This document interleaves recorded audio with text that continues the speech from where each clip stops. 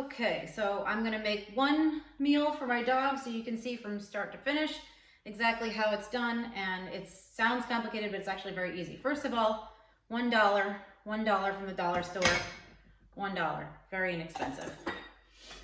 Okay, so you're gonna start by, before you do anything, you wanna get a deep freezer. I would get as large as you can get of a deep freezer. I think I have 4 9-foot freezers, and it costs me an extra $20 in electric a month.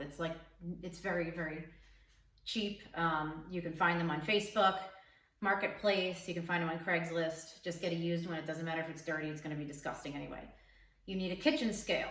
So the way that you calculate it is you're going to do 3% of your dog's body weight. If your dog is a medium active dog, you're going to do 4% of your dog's body weight if it's like a Belgian Malinois working dog that's pacing 14 hours a day.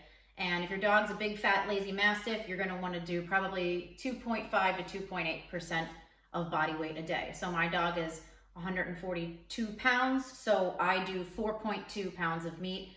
If you have an iPhone, you can download the Raw Pet app. It's a little picture, it's a blue picture of a pug, and you type in your dog's weight and energy level. If you want to do 3%, for a medium active dog, Duncan likes to run quite a bit, so I do 3% for him.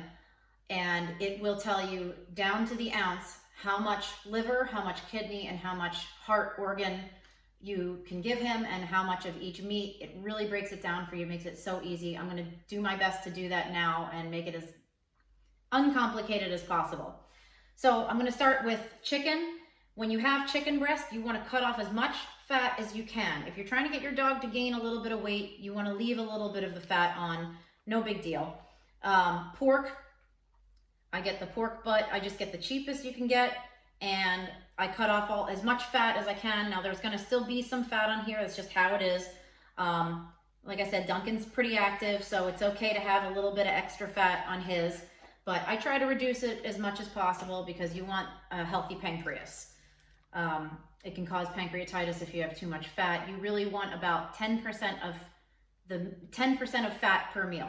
So the basics are you want 10% of organs, and that's broken into 5%, 5%, and 10%. So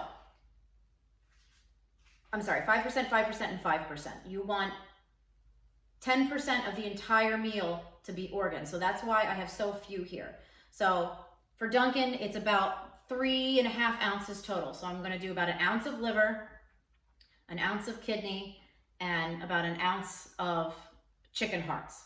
So I'm going to throw that into the bag. Now this is how the kitchen scale works. I'm going to get it close to the camera so you can see. So I turn it on. I put the bag in there first because I want to level it out to 0. I hit 0 tare so that it doesn't weigh the bag itself. It just weighs what's in the bag. So the bag is in there, so that's basically 0. Okay. So now my organ meat is going to be approximately 3 ounces. Now 3 ounces is for my dog. I have a big dog.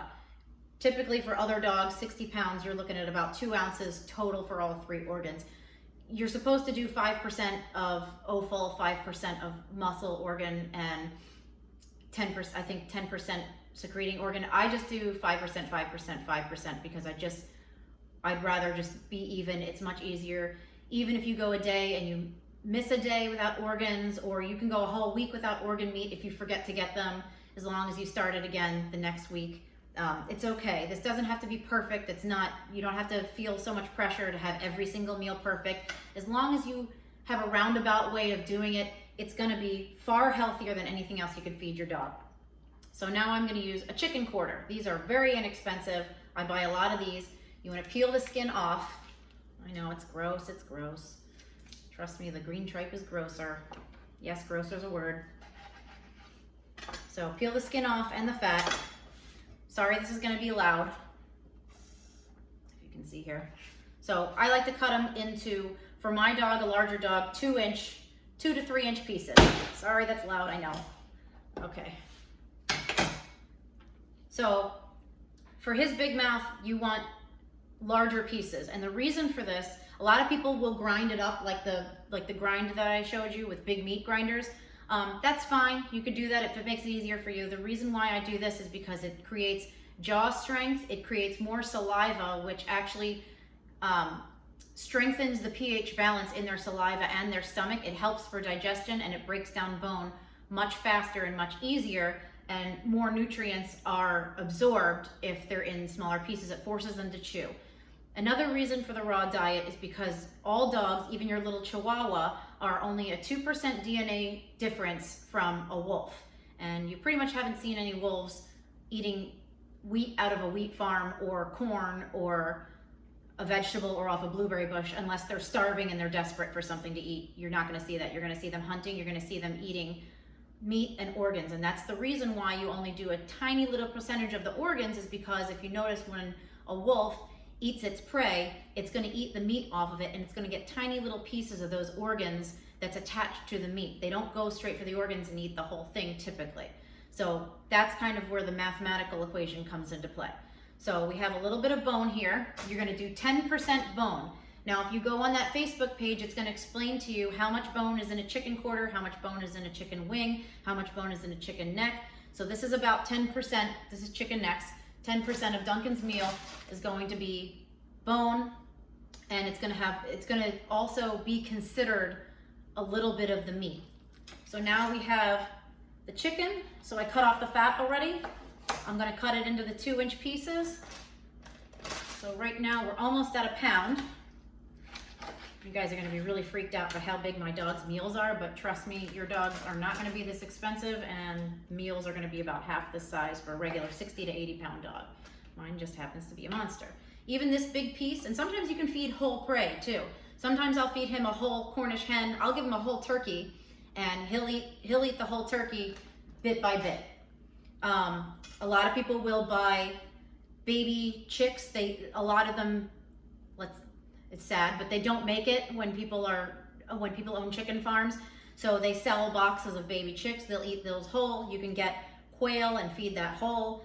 Duncan actually killed a rabbit and ate it, so he can do that too. That's not good, because you're really supposed to, I didn't catch it until it was late, but you're really supposed to, if you get rabbit or squirrel or something like that, you're supposed to freeze it for 3 weeks. That's another tip that I need to mention. Freeze everything for 3 weeks, because it kills any worms in it. Obviously, you give them the dewormer, it's fine, but you'd like to prevent it too. So when my butcher gives me deer meat, I make sure to freeze it for 3 weeks and make sure that there's no worms in it, especially fish. Okay, so now I'm doing pork, a third, a third, a third. I'm doing a third of chicken, a third of pork, and a third of beef. I could do all chicken for 3 days if I wanted to, it doesn't matter. I could do all pork, doesn't matter. As long as over the course of time you have a mix of the meats. It's best, I like to do it in each meal just because it's easier.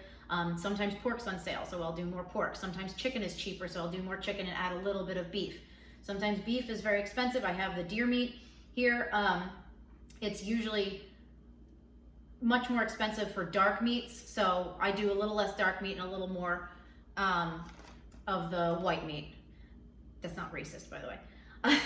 Meanwhile, I'm glad that you guys can only see me from the waist up, because my fupa actually broke my zipper open, so that's embarrassing. It's very powerful fupa. So this is pork, so now we're putting that in. So we're up to 2.06 pounds. For Duncan, I want to do four, I like to do somewhere around 3.15 to 4 pounds for him. I feed him a little bit less during the summer because he doesn't run and go as crazy. So this is deer meat, and this is already cut up into little pieces, so I'm gonna put that in there. So now we're at about almost 3 pounds. I'm gonna put my green lip mussels in. I give him 2. These are really good for their hips. Like I said, when he first had that medication and hurt himself running after 3 weeks of sitting on the couch and being sick, he hurt his hip, and all the vets told me that it was going to be probably about 8 weeks before he healed. I gave him green lip mussels, bone broth, and glucosamine, and in about 5 days he was running full speed with no pain. So it was amazing. So now I'm going to do a little extra chicken because I'm a little short. So I'm going to cut up a little bit more. This was not supposed to have bone in it, but it did, of course. Okay, so we're at 3.5 pounds. And a little extra bone never hurt anybody. Haha, that's what she said. Sometimes there's a little extra, I get a little extra chicken necks and a little extra chicken quarters, and it does bump up the bone percentage, but for a larger dog, that's not really a terrible thing. Okay, I am low on meat here. Let me see. I just don't want to chop this and make it loud on camera, but I guess I'm gonna have to get rid of the skin. Okay, we're almost there. Also, a side note, if you have cats or ferrets, you can feed them a raw diet as well. Cats and ferrets require more red meat and a little bit more muscle organ because it gives them a little bit extra. They need a little more taurine than dogs do in their diet. Okay, so now we're at 4.01, which is good enough for him. That's about 4 pounds. He's about 142 pounds, but I give him a little bit less. Now I'm gonna bag it up, and that's a full meal.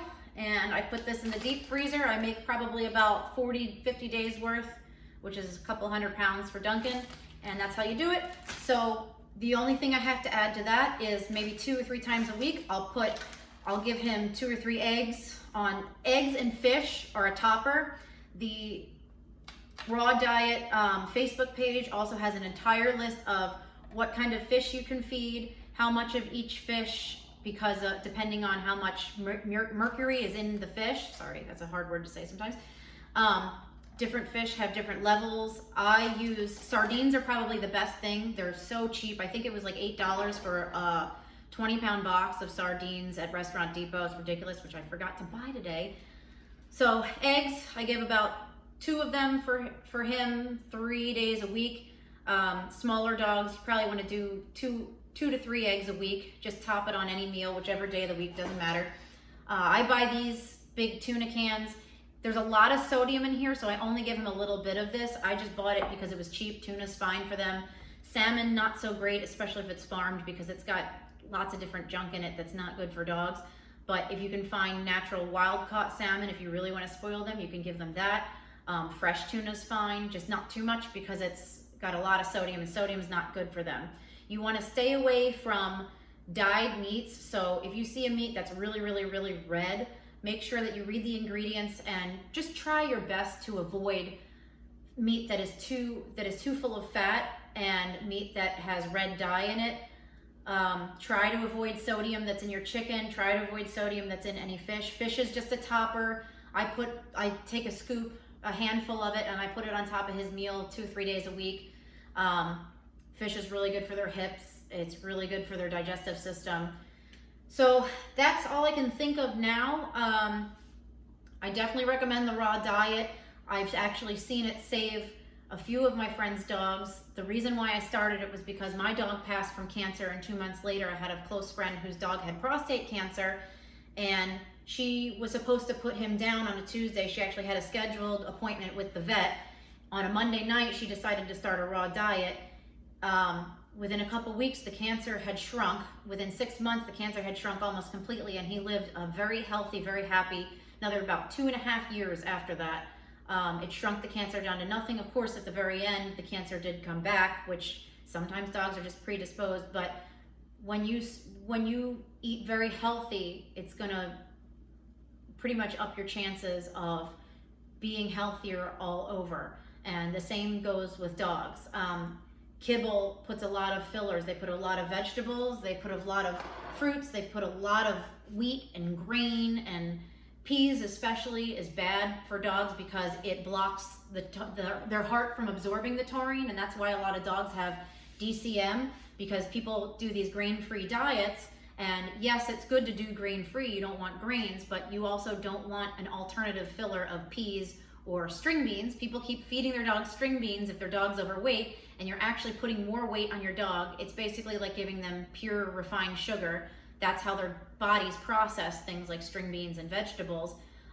It's not good for them. Their teeth are not shaped the right way. Their genetics are not built for that type of food, and you know, they can eat it all day long, but they're gonna be sick eventually, and it's gonna shorten their lives. So they can eat it. If you want to feed them vegetables, that's fine, but just know that every time you feed them vegetables, it's like giving them ice cream every single day. It's just not good for them. Much better to stay to their genetic diet and their pH balance in their stomach. Also, another thing that a lot of people like to do, which is not good, is mix kibble and raw. People think that they can't afford raw. Besides this meal, only because I'm showing you a meal prep, I have a lot of friends that are butchers. They give me free meat. I post on Facebook for hunters to give me scraps all the time. I don't think I've paid for a meal for Duncan in probably 2 years. He's a 150-pound dog, and he costs me literally almost nothing except for the supplements that I buy. You can get very lucky if you ask around, ask friends for scraps. For a large dog, it can be expensive if you don't do it the cheap route. I highly recommend getting a Restaurant Depot membership. If you can't find a friend that owns a business and has a tax ID, you can always do Costco and Sam's Club. It's still very cheap. Find everything on discount. Keep your eye out for discounts. You can also join pages, local farmers pages on Facebook, and sometimes people will have raw feeders that 3 people all chip in and buy a cow together, and it ends up being a quarter of the price of what you would buy from the store. There's a lot of options, there's a lot of ways around it. I will explain more of that in the description. Anytime anyone has any questions, if you're thinking about transitioning, that's another thing, not transgender, we're gonna have another episode for that. But if you're thinking about transitioning to a raw diet, I'm happy to help you with any questions for free. I'm a big advocate on it. I care more about the dogs than I do about the people, and I want to make sure that people's dogs are healthy. I don't like watching owners suffer and be sad when their dog is sick or has terrible allergies and is itching away at his skin and has tumors and health problems. My cat before I did the raw diet had really bad cataracts, couldn't see, he was blind, he was going deaf. Within a couple of months of switching him, the cataracts were gone. He sees perfect. He's 17 years old and he still bounces around like a little kitten. It's not a miracle, but it definitely helps to be healthy. Just like in sports, just like in jiu-jitsu, we have to take care of our bodies and we have to make sure that we give our bodies what it's needed, not just what you want. You can't just have a donut every day. Well, you can, but you're not going to be able to choke people as easily in jiu-jitsu. So this is the best I can do right now with what I have. If you need more of an explanation, feel free to message me anytime and I'll explain anything that you need. And we will be doing a full podcast later on. Abby had some family emergency and she had to go over to the West Coast. So she's out of town for the weekend, but she will be back next weekend weekend after next weekend. She's actually competing this next weekend. So let's all cheer her on because she's going to kill these poor white belt women. She's going to murder them. I feel so bad for them already. She's been doing really good in jiu-jitsu and almost kicking my ass. So I'm really proud of her. And she's just got a little bit of a family thing that she's got to take care of this weekend. So weekend after next, we'll be doing a full podcast and we're going to be talking about drama. Which I hate, but it's going to be funny. So any questions on the raw diet, let me know. Sorry I went really fast. I just don't want it to be too boring and, too overly informative. I wanted to keep it as simple as I possibly could. 80% meat, 20%, 10% organs, 10% bone. So 80, 10, 10. So 3 types of meat is going to make up 80% of your meal. 10% of your pack of food is going to be bone content, and like I said, you can use a bone. They have a bone calculator on the Raw Pet app, and 10% of it is going to be the combination of 3 of the different organs. Like I said, please look at the list of the organs because it's going to break it into 3 sections. You can't just feed all kidney, you can't just feed all hearts, you can't just feed all liver. You need all 3. And it's not just hearts, liver, and kidney. There's a bunch of different options. There's pizzle, there's which is like an intestine. There's tripe, which is stomach. There's ovaries, there's testicles, there's eyes are considered an organ. There's a lot of different varieties of organs, and some of them are hard to find. But if you know somebody who's into taxidermy or who's into butchering, not necessarily Ed Gein, but we are in South Florida, so it's possible because there are a lot of crazy people down here. But anyway, so you can get all different crazy kinds of organs from different markets, but no matter what, you're always going to be able to find what you need.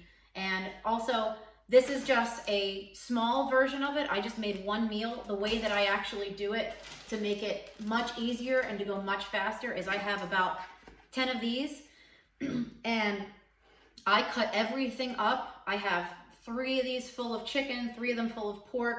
I have one where I mix all my organs, and then I have one full of deer meat. So what I do is I get a bag, I put it in the scale, and I take 3 ounces of organs, I put it in first, and then I grab the chicken, and then I grab the pork, and then I grab the deer meat, and then I make a meal, zip it up, put it down, next, and I go, and that's how I do it. I cut everything up first, and then I combine it at the very end into bags. It takes me a while only because I'm one person. I have a very large dog, but if you have a small dog, a couple of hours every 2 months or so, and you don't have to think about it. Just open the bag and feed it and you're good to go. Also, one more point is a lot of people are afraid of salmonella poisoning or E. coli. The facts are, and you can see studies on this, far more dogs get salmonella poisoning and E. coli from kibble that's been freeze-dried and sitting on shelves and rotting away for months at a time. There's far more salmonella poisoning in kibble than there has ever been in raw feeding ever. And just like when you cook dinner, if you're worried about your kids getting salmonella or touching the dog's mouth, obviously clean your dog's mouth after he eats, wash the bowl out, and you don't have anything to worry about. It's almost unheard of to have any type of bacterial contamination from a raw diet. Go on the raw diet page. You can see before and afters of all the dogs who are losing their hair, had mange, itchy, and you can see that they have shiny, healthy coats now. You can see all of their muscle and how much healthier they are, how much better they move, how much faster they move, how clear their eyes are. It really shows. And it also, another thing that I noticed, people say that a dog will have more prey drive because they're used to eating bloody food. People say that's not true. It actually is true, and the only reason that it's true is because it turns your dog into a more natural of an animal, and any dog that's predisposed to have a prey drive, all it is just kicking up their natural instinct. So they're not gonna have necessarily more or less of a prey drive, but everything that a dog naturally does, hunting, smelling, sniffing things out, being protective of you, listening to you and behaving, my dog behaves so much better and listens to me and is so much more attached to me since feeding a raw diet because he's more alert. He knows that I'm the one that feeds him the good food. I'm not giving him crap every single day. And he behaves better for raw diet treats. Treats is another thing. What you can do with treats is you can freeze dry, the way that you do the beef trachea.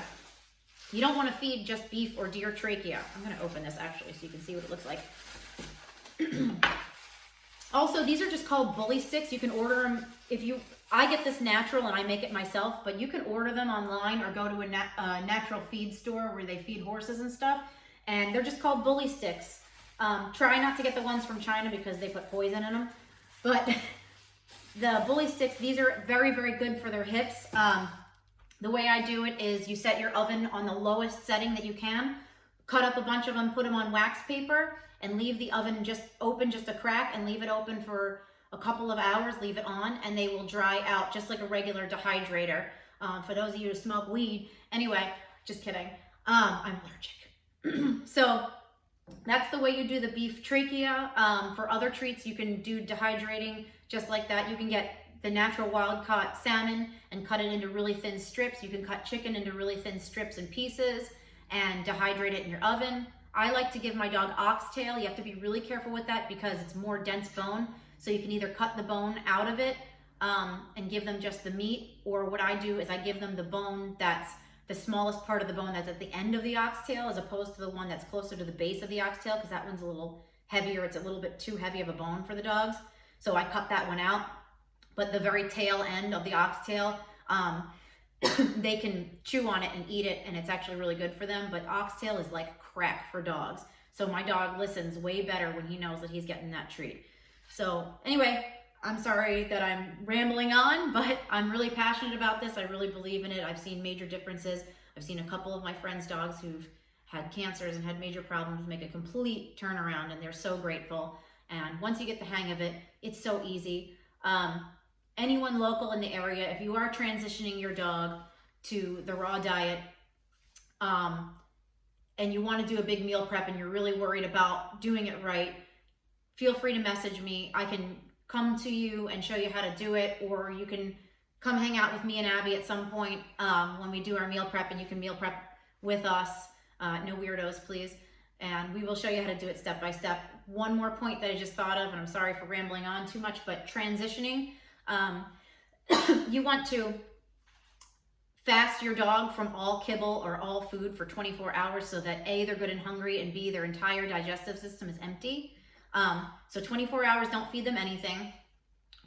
Now, the whole transition guide is on the Facebook page, the Raw Feeding and Support Group. They do a whole transition guide. They say 3 days of this, 3 days of this, 3 days of this. They're going to break it down one by one. Most dogs, you can make a full meal, feed it to them, and they're fine. And the worst case scenario is they have diarrhea for a couple of days.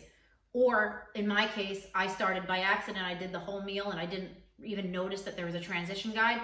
And Duncan didn't poop for 2 days, and then he had black poop, which I thought was internal bleeding, but it wasn't. So I freaked out a little bit. I did it wrong. This was years ago before I knew everything about it. And,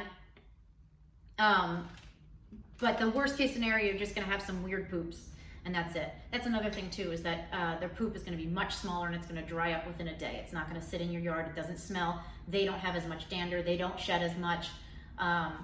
If you have allergies to dogs, a lot of people who had allergies to dogs who switch to a raw diet don't have allergies anymore because they have so much less oil that's being processed out of their skin to try to get rid of all the crap and all the preservatives that's in kibble. Their skin, kind of like when you eat crappy food, you break out because it's coming out of your pores. Same thing. So when they have healthy food, there's less dander, there's less oil, so people are less likely to be affected by that. So the whole transition guide is on the Facebook page. I'm just going to do a really quick rundown of it.